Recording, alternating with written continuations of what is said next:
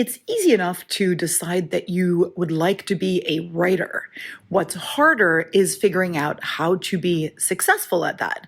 And this is not one of those podcast episodes that's going to shame you on only wanting to write for yourself or doing this as a hobby. But this is the kind of podcast that if you do want to be, for example, commercially successful as a writer, I'm going to be trying to help you to figure out what that looks like for you. Because again, success isn't one size fits all, and writing isn't a one size fits all kind of pursuit.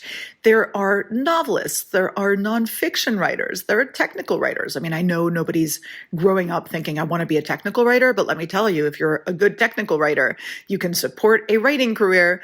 But even within fiction, you've got literary fiction, fantasy, book club fiction, all that kind of stuff. So all of these things mean different things.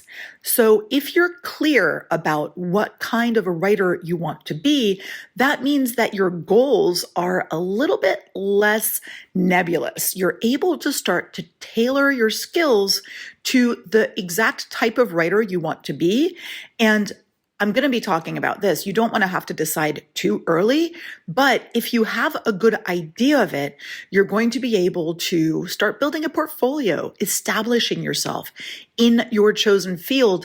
You're going to be able to make some strategic decisions about what you're pursuing, how you are regarding this writing career of yours, how you're marketing yourself, and just basically having a clear vision of your identity as a writer. I feel like this can really enhance your credibility, enhance your success, and really just impact you in so many different ways. Because after all, being a literary fiction writer looks very different than being, for example, a romance writer. And there are different things that you're going to have to be facing, from the requirements of success in that niche to also how people regard you when you're a writer in that niche. And that's not negligible. So in this episode, we'll also be talking about coping mechanisms to choose your niche and be fine with it, and know how to present yourself in a way that doesn't make you feel less than. So today, let's talk about what kind of writer do you want to be? If you're a writer dreaming of becoming a successful author, join me, writing coach Karena Akhavein, on the How to Be an Author podcast, your weekly source for writing information, inspiration, and motivation. Welcome to the How to Be an Author podcast. I'm writing coach Karena Akhavein, PhD, and my passion in life is helping writers like you to succeed in their writing careers, whatever that may mean to them. And helping you means looking at things like writing craft, the business of writing, and writing mindset. It's a holistic approach that really helps you to be a successful, complete writer instead of burning out in one realm and, trying to succeed in another. All of my courses and all of my coaching are aimed at getting you where you want to get without all the extraneous BS. I really try to help you to streamline the approach so that you can focus on what you love about writing and get the other stuff done so that you actually reap the fruits of your labors. So let's talk about different types of writers that you could potentially be. The first is, if we're talking about a literary fiction writer, this type of writer focuses on creating the type of literary works that win awards. They delve into complex themes. Their characters are more complex. There might be some stylistic experimentation. So many times this literary fiction will be prioritizing artistic merit over commercial appeal. Now, these sorts of books, they are harder to get out there because I think it's pretty important to be represented by a rather big publisher with a good marketing arm, somebody who's going to be getting your book in front of the sorts of people who decide on which writers are winning awards. And also to get your book into people's hands despite the fact that it's not an immediate source of entertainment and all of that stuff. This is a sort of book that people will be writing kind of drawn out articles about, that you'll have some of these well-known book critics writing about these books. But as you can imagine, these are not the big money-making books. So even a very successful literary fiction writer, it's rare for you to be making the sort of money that some people need or want when they're a writer. Now, I know so many writers who are pouring their hearts into being a literary fiction writer, and I think that's a beautiful thing. And here's the thing, they've made their peace with the fact that, maybe success is going to be a longer time coming, but at least the artistic side of their creation makes them feel that the benefits are absolutely worth it. Now, what if you are another type of fiction writer, more of like a book club writer? If you're writing in genres that are a little bit more popular or a little bit more commercial, such as the book club books or romance books or kind of this fantasy books, science fiction books, mysteries, and thrillers, you're writing books that probably have the potential to have some commercial success just because they're entertaining, they're easy access. So if you're a romance writer, for example, you're specializing in crafting stories centered around romantic relationships. You are exploring themes of love, passion, and interpersonal connections. There are lots of subgenres in this, such as historical romance, contemporary paranormal, all that good stuff. And each of these things has its own genre requirements. If you're doing science fiction or fantasy, you can imagine that this is all about imaginative worlds, speculative future, epic adventures. You're looking at things like technology, magical realms, and probably a little bit of like questions of morality.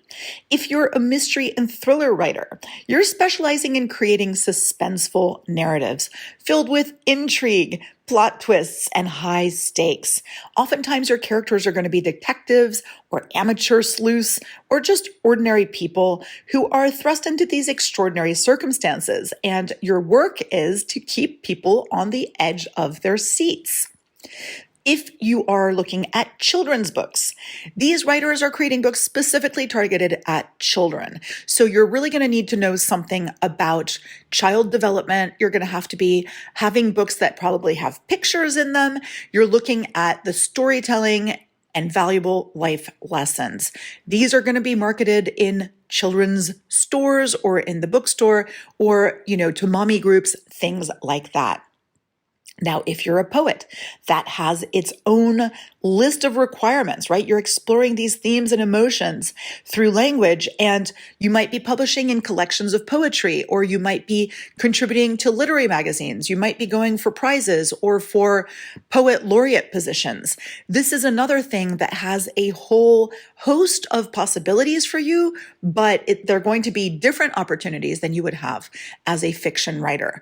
As a screenwriter or a playwright, you're creating scripts for films, television shows, web series, theatrical performances. So you're needing to understand visual storytelling. You're going to be collaborating more closely with directors, producers, or, the people who are putting on plays. You need to really be developed when it comes to the dialogue, and things are really tailored to be enjoyed by an audience. And then, of course, we've got what I was talking about, the technical writer, the freelance writer, people working on a project basis, making some money, doing blog posts, website content, marketing materials, etc. You enjoy the flexibility, but you're always going and seeking new projects. So I'm starting to hint at the fact that each of these types of writer implies different workflows, different requirements to actually achieving that success. For example, this literary fiction writer, your workflow is going to look different than some other type of writer's workflow. You're going to be looking at honing your craft through workshops, literary events, deep critical reading of other people's work. You're going to be doing research. Your revisions are going to be really, really integral to your whole process. And there might be some level of experimentation with language and style. When it comes to marketing, you're going to be focusing on literary journals. You might be needing to attend some book festivals, and building a strong online presence through your website and social media is going to be really important.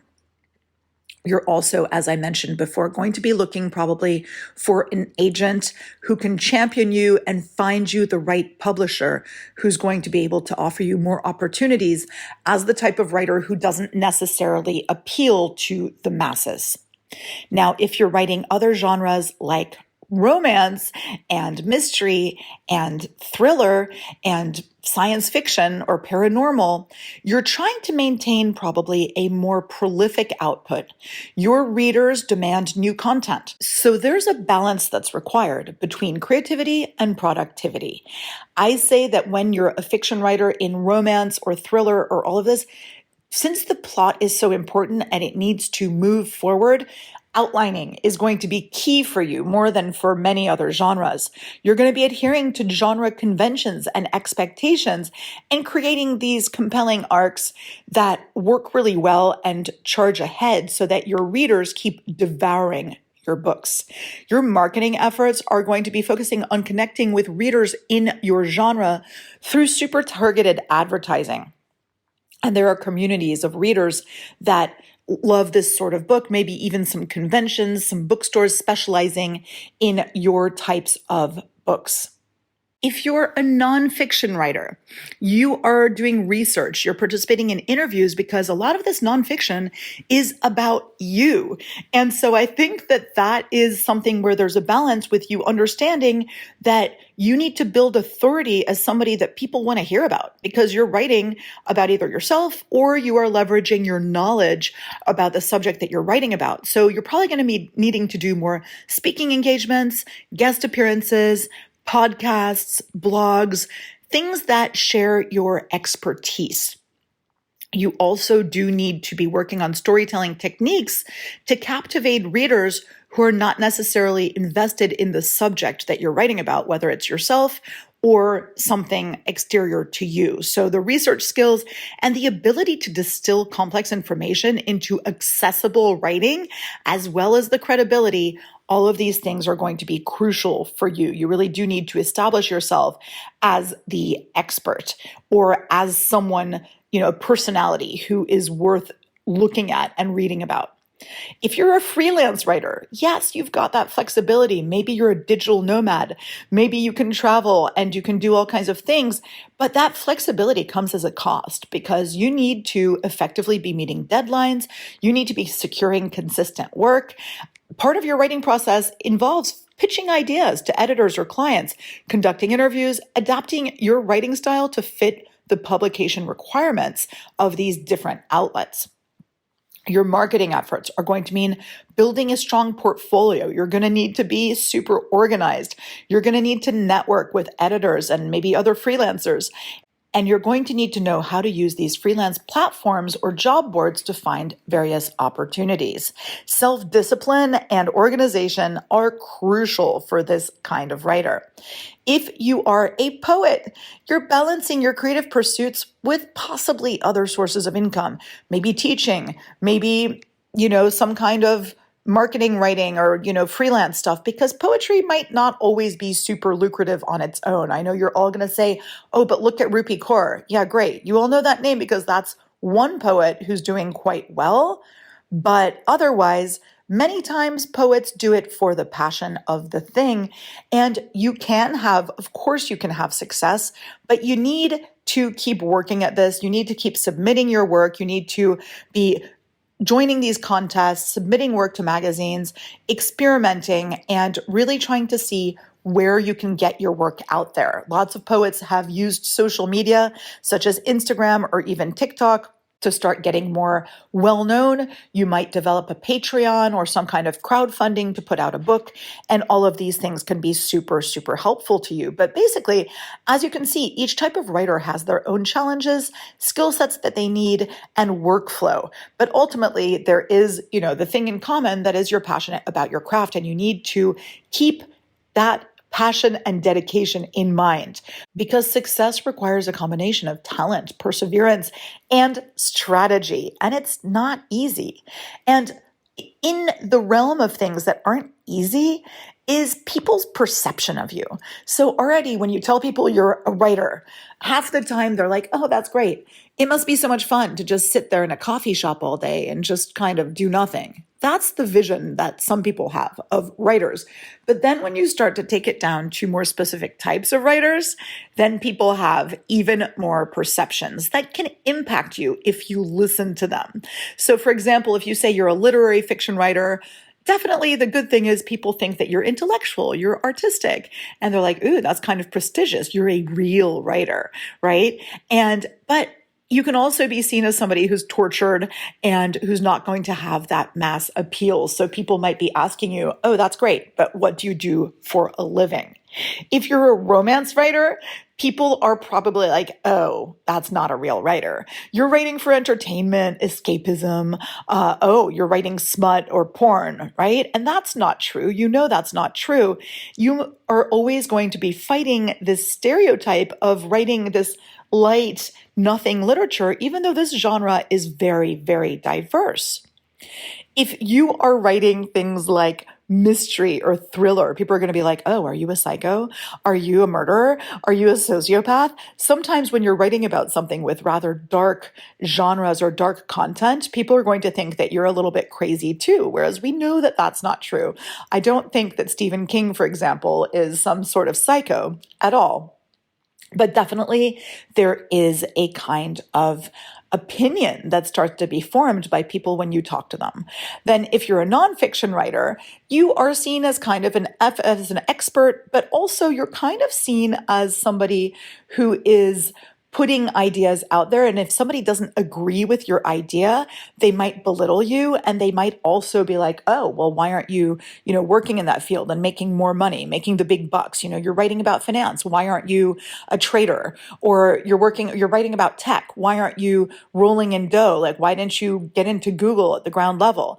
And, all of those things are very silly, but you just need to see how people are viewing you, and you need to be able to move on. I'm going to talk about some strategies to doing that. When you're a poet, you're probably seen as being super sensitive and introspective and emotive, the emo poet. And, people think that you're going to be just really staring at your own belly button. And we know that that's not true either. Poets really try to make this human experience more universal through their words. So you need to know that the outsider's view of who you are might not reflect who you really are. And oftentimes the person who is throwing these crazy attitudes and opinions at you, they're not your focus reader at all. So deciding what type of writer you want to be, I would say that throw people's opinions by the wayside. It's really crucial to be confident in your choice. And I'm going to be talking about how to get confident in your choice of what kind of writer you want to be, but own it. Own your chosen genre with confidence and pride. Remind yourself of the reasons that you're drawn to that genre and the value it holds for you as a writer. You can choose to educate others. Take the opportunity to educate people about your chosen genre. You can share insights into the diversity, the complexity, the cultural significance, and what it means to readers. You can help dispel the stereotypes by highlighting what really matters about this genre. If you find a supportive community within your genre, that really helps a lot to surround yourself with like-minded individuals. You can definitely get to feel validation and a sense of belonging. Focusing on craftsmanship is really important because that's the challenge, right? That you keep growing and learning, and also embracing the idea of diversity. We all are different and all of us write differently. Of course, you can develop that thick skin, like they say, but you have to just understand that not everyone will appreciate your creative choices, and that's absolutely okay. But focus on your audience. I find that one of the most beautiful things about having an audience that you interact with regularly, for example, online, if you're getting comments on things that you're doing or saying, or your reviews, connecting with that audience is so special. Whenever I get an email from a reader, or whenever I get a comment on something that, is about one of my books, it means so much to know that my work is appreciated and enjoyed. And that outweighs any silly judgments or stereotypes that people might have. And really stay true to yourself. This is who you are. Don't be ashamed at all. You can choose to have a pen name if you want, but that has a whole host of other issues that goes with it. And in fact, I have a podcast episode all about operating under a pen name that if you're thinking about this, you might want to listen to that episode. And also in my course From Idea to Published in 6 months, I have a bunch of mindset exercises that you can be doing to really feel better about who you are as a writer, to figure out who you are as a writer, and to know whether you should have a pen name and what kind of pen name to have. So let's talk about how to find your path. What kind of writer do you want to be? And you might be a different kind of writer right now and thinking about changing directions. So how do you do that? First of all, it's going to take a lot of self-reflection. Take time to reflect on your interests, your values, your motivations. Consider what genres or topics resonate with you the most, and where do your strengths lie as a writer, realistically? Like, are you great at painting a picture with words? Are you great at writing interpersonal relationships? Are you great at crafting a story with amazing plot twists? These can be hints as to what kind of writing you should be doing. Explore the different genres, okay? Experimentation is not a waste of time. If you're experimenting with writing in various genres and styles, you can discover what feels most fulfilling and authentic to you. And joining a writing group and writing on writing prompts and asking for feedback, it can really help you to explore your options. So many writers I talk to are like, oh, well, I don't want to waste my time writing in one thing when I know that I probably should be writing in this other thing.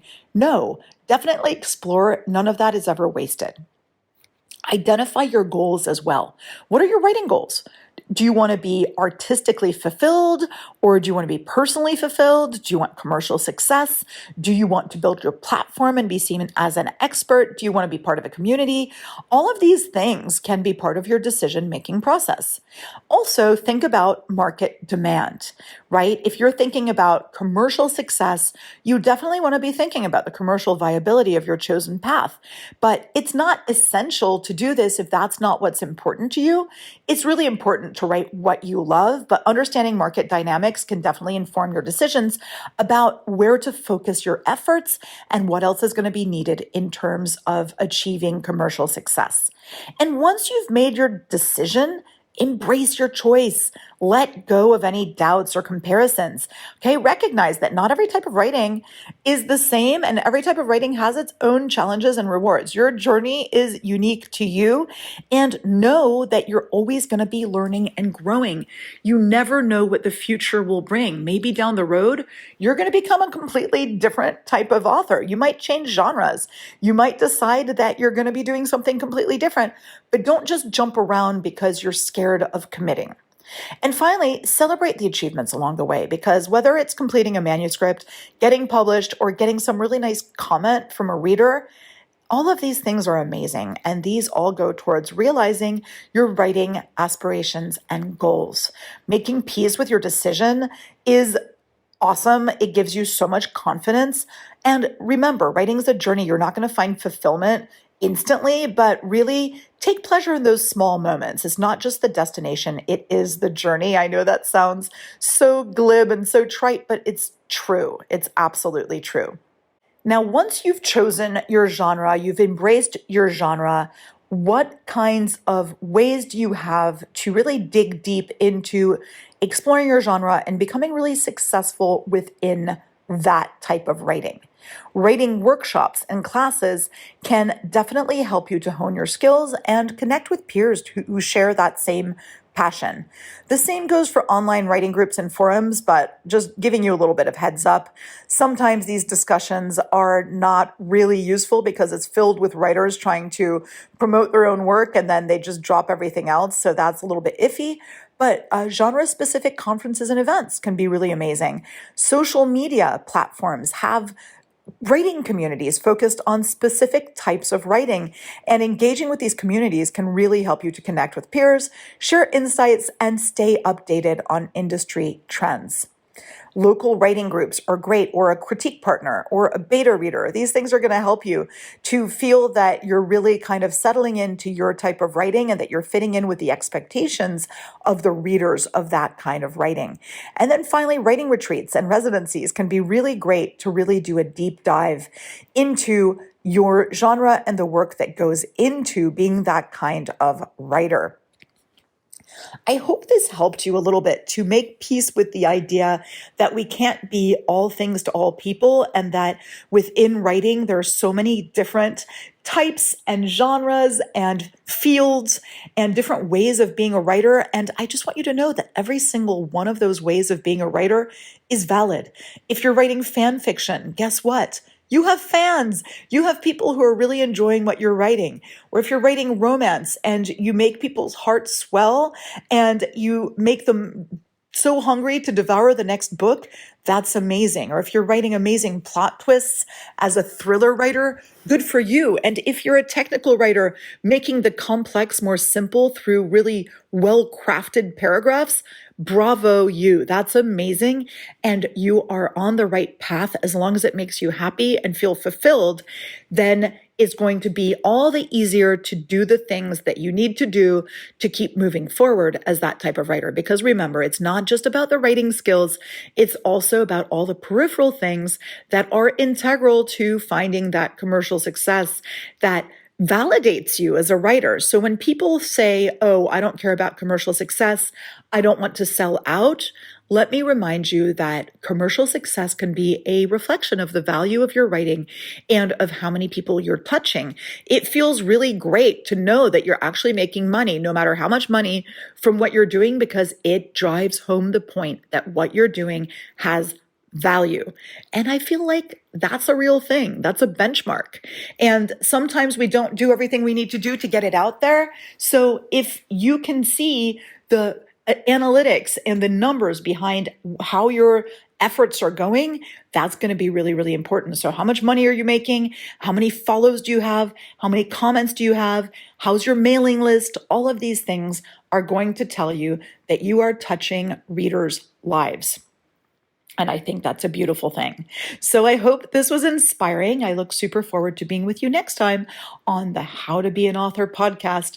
And if you want more in-depth help and you want to have your hand held as a writer, or you want to have me look at your work and do an editorial assessment, you can go to my website, creativeandwritingcoach.com, and you'll find all those goodies there, from courses to writing services to writing coaching.